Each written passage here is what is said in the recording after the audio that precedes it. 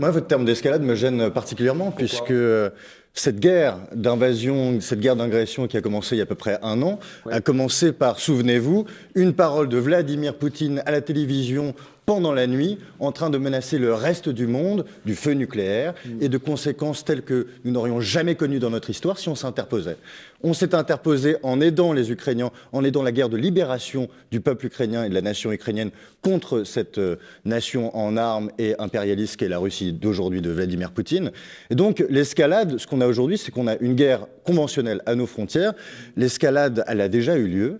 Et ce dont vous parlez, finalement, c'est des arguments qui, moi, me semblent être du côté de Vladimir Poutine, de dire, écoutez, vous les alliés, vous ceux qui aidez l'Ukraine, arrêtez d'aider l'Ukraine. Mais qu'est-ce qui se passe? Vladimir Poutine, il bluffe finalement. Qu'est-ce qu'il va faire? Il a fait une bombe atomique en Ukraine? Non. Est-ce qu'il va mettre une bombe atomique sur nous, notre pays? Absolument pas. Est-ce que nous avons intérêt à ce que cette guerre se stoppe? Est-ce que nous avons intérêt à ce que l'Ukraine soit libérée? Absolument, puisque si l'Ukraine n'est pas libérée, ce sera la victoire de l'impérialisme russe, ce sera le nouvel ordre russe à nos frontières est, et pour en terminer là, ce sera aussi le nouvel ordre russe à notre frontière sud, parce que ce dont on ne parle pas, c'est Wagner à nos frontières, et c'est la déstabilisation russe à notre frontière sud. Donc on a intérêt à stopper la Russie à l'est et au sud.